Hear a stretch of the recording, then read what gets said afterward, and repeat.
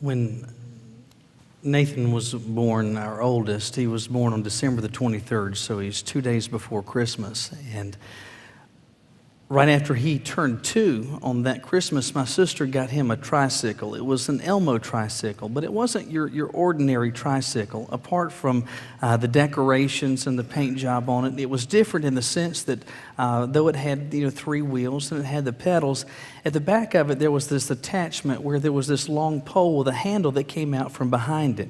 And this handle gave you the ability as a parent or as the adult not simply to push the tricycle, but also by turning it to control the direction of the steering bar. And so this had obviously a number of benefits. First of all, when Nathan got this, he really wasn't big enough to be able even to hardly reach the pedals and to be able to be strong enough to pedal himself. Beyond that, even if he could do that, the whole steering thing, I'm sure he would have just gone straight into the first ditch that he could find. And so it was helpful as his parents that we could get him on there. He could sit on there and he could have his hands on the steering bar. He could have his feet on the pedals and he could be moving along. And this was the greatest benefit. That Nathan, while he was on this, he thought he was in control of everything. He thought he was the one making this thing go. He thought he was the one that was determining the direction of it. And though it might have felt that way to him, and from some perspectives looked that way, the truth is he wasn't at all. How things appeared or how things felt isn't what reality actually was. If I were to ask you this morning to raise your hands to this question, and I'm not, but if I were to ask this question, say, raise your hand if you're a follower of Jesus. Well, most, if not in fact, everyone here today would probably raise their hand. After all, who but a follower of Jesus shows up at church on a Sunday? Who, after all, but a follower of Jesus is a member of a Sunday school class? Who but a follower of Jesus would serve in the nursery? And not even them. Anyway, but who but a follower of Jesus would do all of these things? Who but a follower of Jesus might be able to quote John 3:16 from memory? And unfortunately, what has happened is that we have gotten into our mindset that by doing all of these things, that makes us followers of Jesus. Last week, we began a series of messages walking through the book of Mark entitled Time Flies. And one of the things that I shared with you is very simple, and that is this. Jesus' earthly ministry lasted but 3 short years. The time was very short, and it was filled with all sorts of events, and that time passed for Jesus very quickly. But in those 3 years, Jesus was able to accomplish every plan and every purpose that the Father set forth before him. And what we talked about is that just as Jesus had a limited amount of time to accomplish those purposes, and that time passes quickly, that's true for us as well. You've got a limited amount of time on this earth, a limited amount of time to seize these opportunities that God is providing you to not simply be His follower, but to be used by Him to make a difference for time and for eternity in the lives of those around us. That limited amount of time, it does pass quickly because time, after all, is flying. But what I want you to understand is this. You'll never be able to accomplish those plans. You'll never be able to fulfill those purposes unless you go simply beyond knowing and beginning a relationship with Jesus and actually becoming His follower. Only the followers of Jesus can be used by God to accomplish the plans and purposes that He set forth before us. So the question then is this. How is it that we can become, or how is it that we can know that we're His actual follower? Look with me, if you will, today into Mark chapter 1. Mark chapter 1, and we'll start reading this morning with verse 16. Mark chapter 1, beginning with verse 16.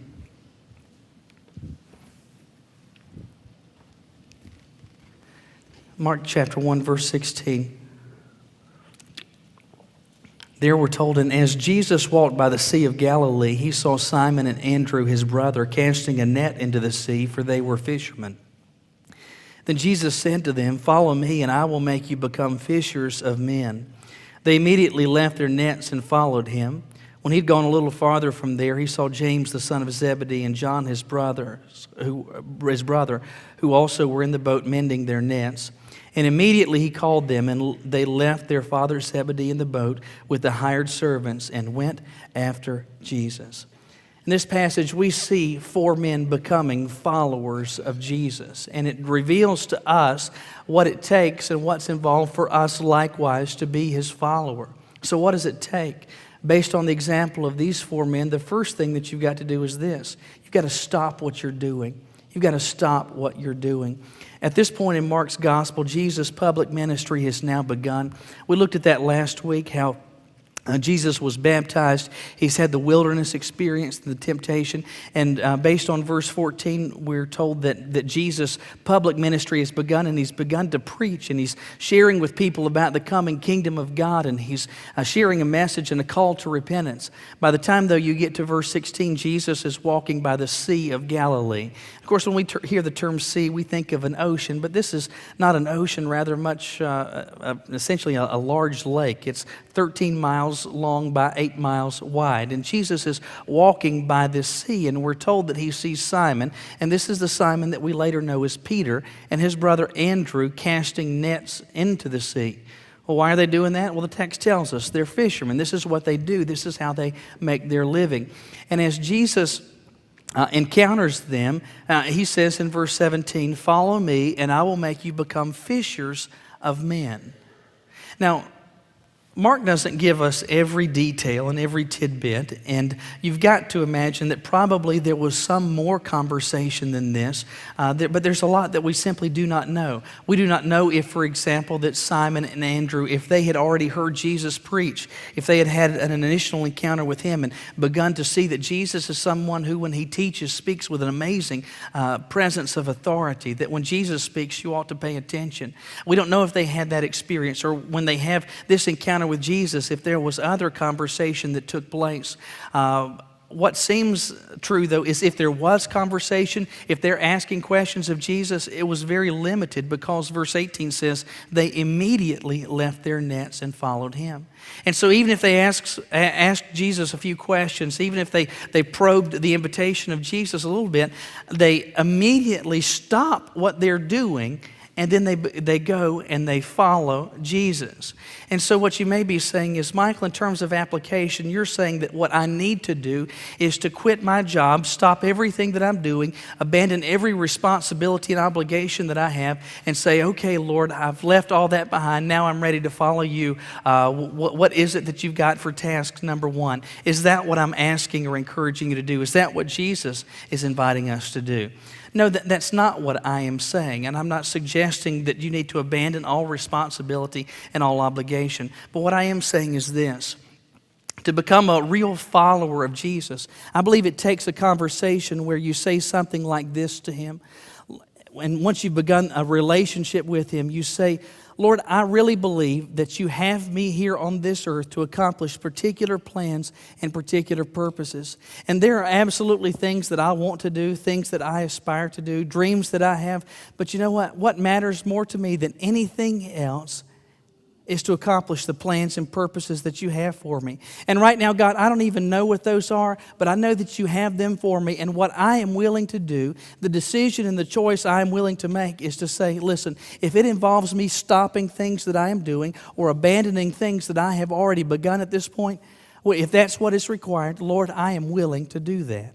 Simon and Andrew, they had already committed themselves to this. This is their job. This is what they did. This is how they made their livelihood. But to follow Jesus, they recognized that for them, following Jesus meant abandoning, stopping that.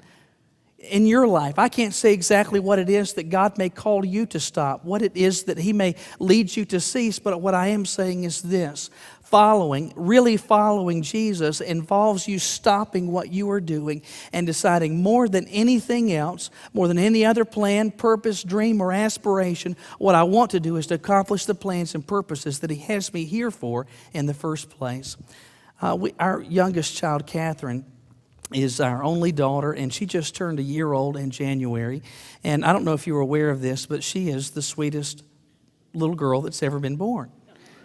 And I hope you feel the same way about your children as well, but we absolutely believe that to be true of Catherine. And I just love her, and she loves her daddy. And I love when I get home in the afternoons. And when I get there, Catherine, she's been up from her nap for a while, and she's busy doing something at that point. She may be wrestling around with her brothers or messing with their toys, or one of her favorite things, which is to climb on top of the dining room table, oftentimes with a dog flower pot. You'll go in there, and both are sitting there looking at you like, What's your problem? Anyway, but she's busy doing something.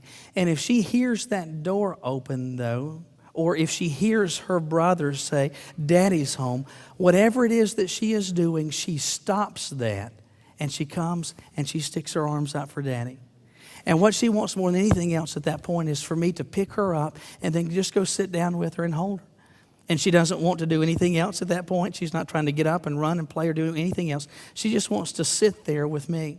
Now, every day that I get home, I do this with her. But, after a few minutes have passed, then there's some things I may need to take care of. I may need to go to the bathroom. I may need to change clothes. I may need to change the shoes that I've got on. And so at that point, I'll set Catherine down, and I'll get up, and I'll head to the bathroom. I'll head to my bedroom. I'll head somewhere. And what's interesting, though, is that anytime this happens, as soon as I get up and head a particular direction, what is Catherine doing? She is sticking to me like white on rice. I mean, wherever I go, there she is, following me. Get out of the bathroom, Catherine. Daddy's in here.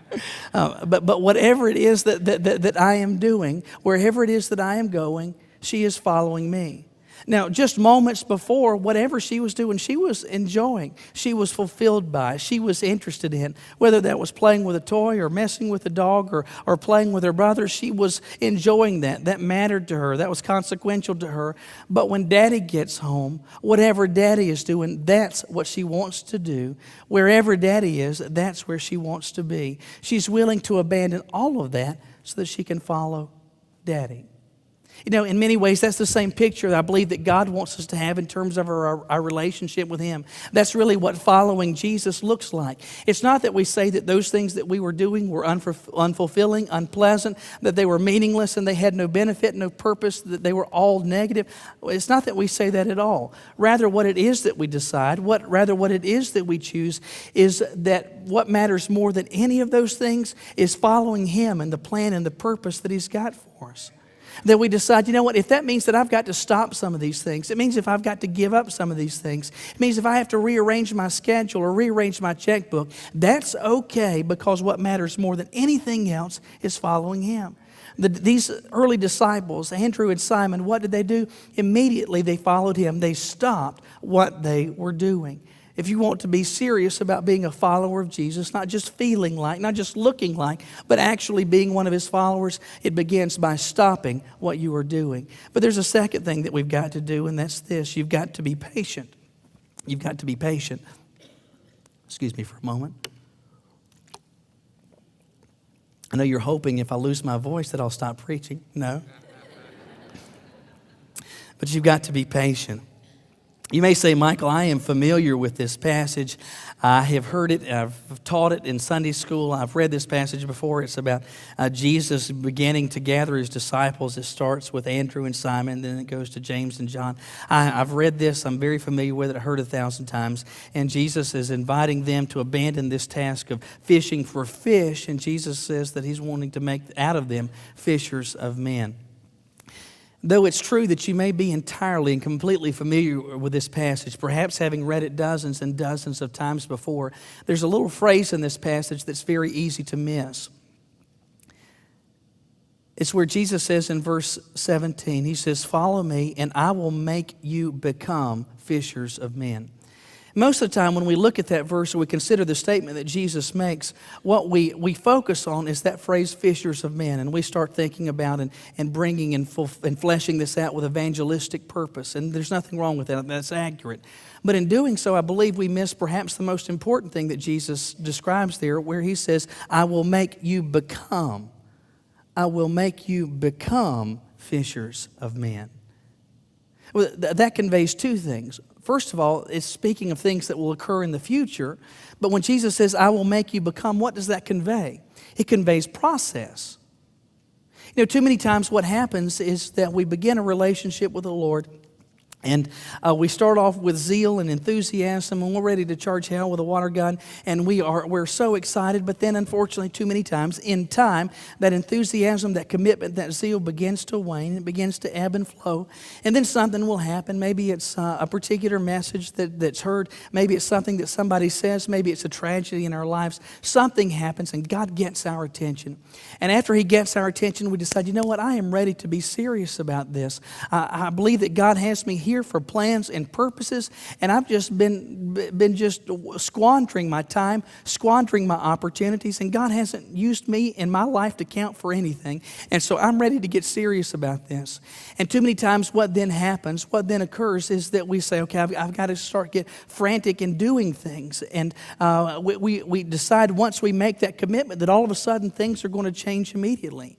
And too many times what happens is that we make that commitment, we renew that decision, and we say, okay, God, I'm ready to stop what I'm doing, I'm ready to be serious about following you. And then we expect all of a sudden, overnight, everything changes. That all of a sudden there is great prospect, and there's great promise, and there's great opportunity being realized, and everything about our lives is different, and everything about our service is different. But when we start with that expectation, too many times what happens is that we're disappointed. We make that commitment, we renew this decision to the Lord, and then things aren't that different. Things at work are the same, things at home are the same. Things at church seem to be the same.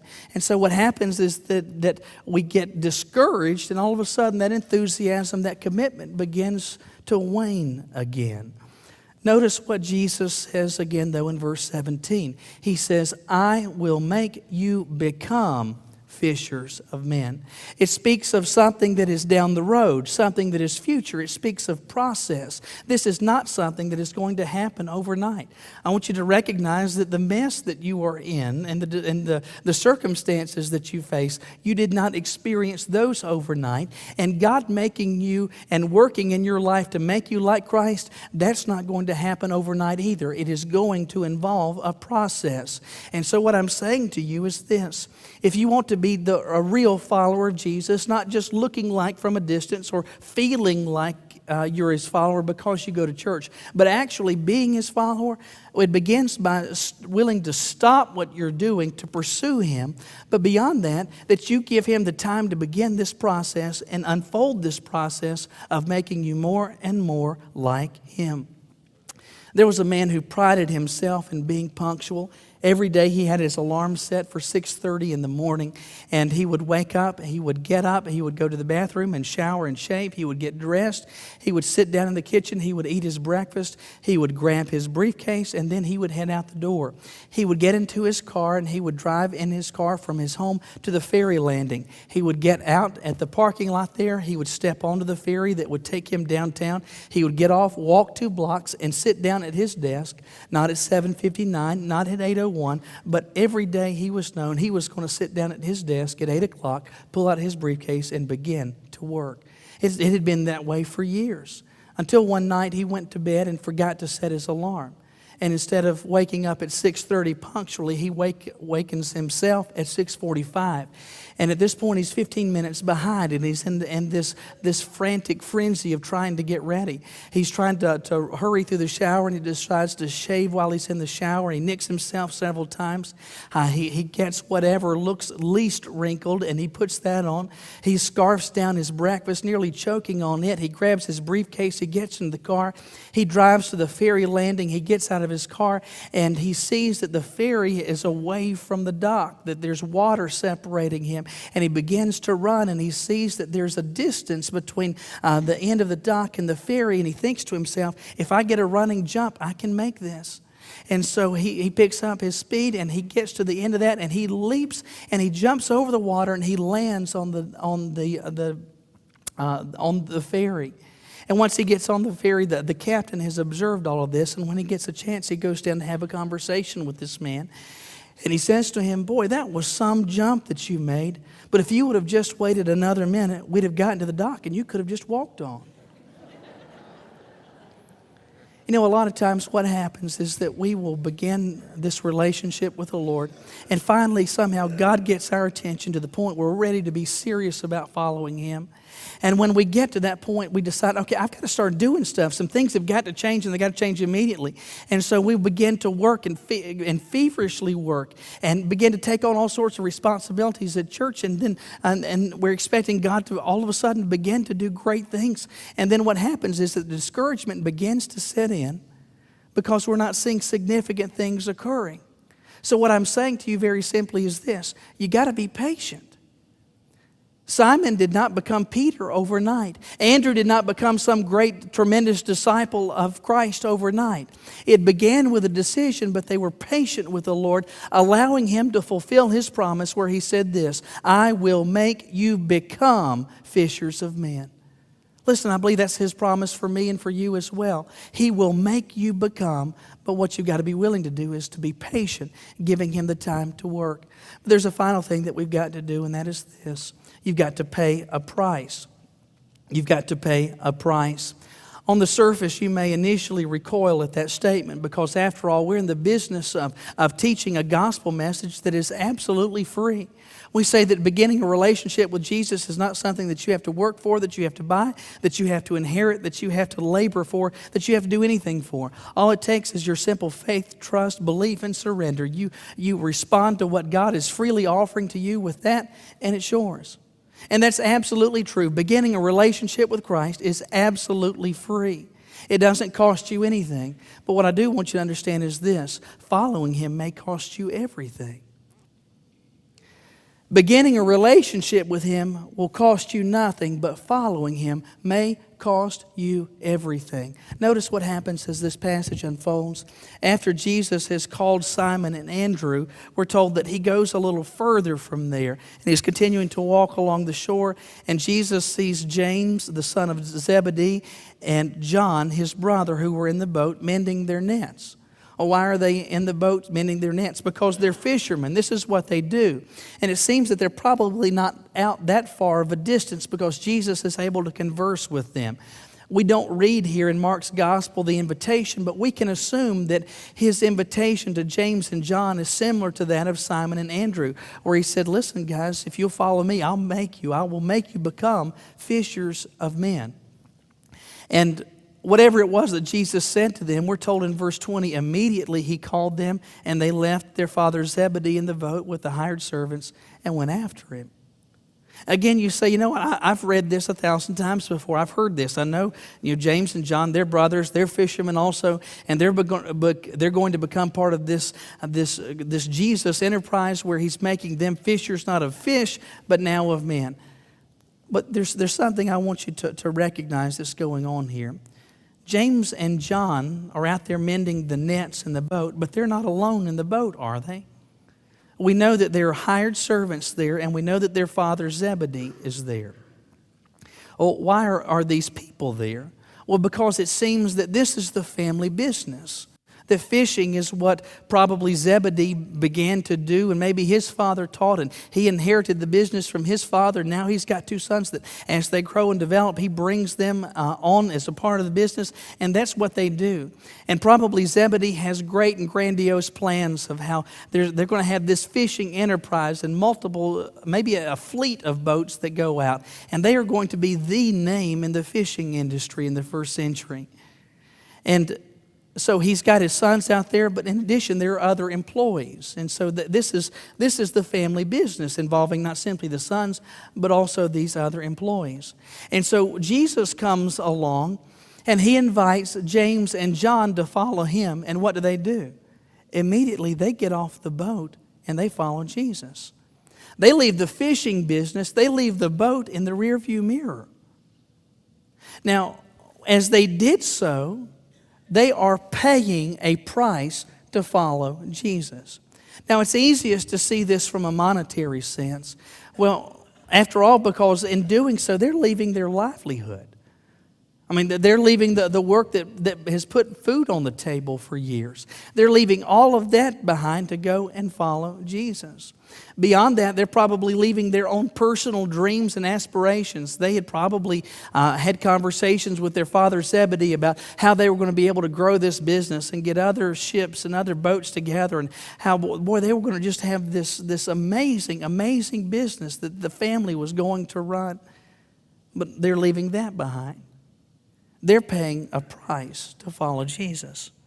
But beyond that, we see that, quite frankly, that Zebedee winds up paying a price for James and John to follow him.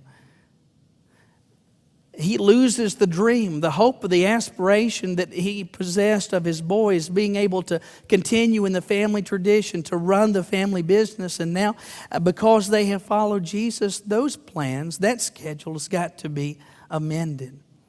What I'm saying to you in very short order is this. James and John followed Jesus, and following Jesus for them involved a cost. And the cost was not simply monetary. It was of personal dreams, personal ambitions, personal goals. But what they were willing to do was to say, you know what? I am willing, regardless of the cost, to follow Him. To put all that beside, to say it's not that those things are inconsequential, that they were bad dreams or bad hopes or bad goals, bad anything. But what I recognize is that Jesus has called me to something different. And if that means leaving that behind, that's a price that I'm willing to pay. Listen, I believe that God wants you to be serious, not just having a relationship with Him and knowing who He is and knowing that He died for you and believing all the facts and the tenets of the gospel.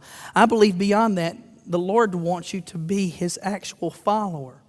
And He wants you to understand that following Him for each of us is going to involve some and perhaps a variety of different costs. For some, that's going to involve a financial decision, perhaps even financial loss. For others, it may mean that they change their jobs or that you move to a different part of the country or maybe even a different part of the world. For some, it may mean that relationships need to change. Maybe that a boyfriend or a girlfriend that you have right now, that relationship needs to change.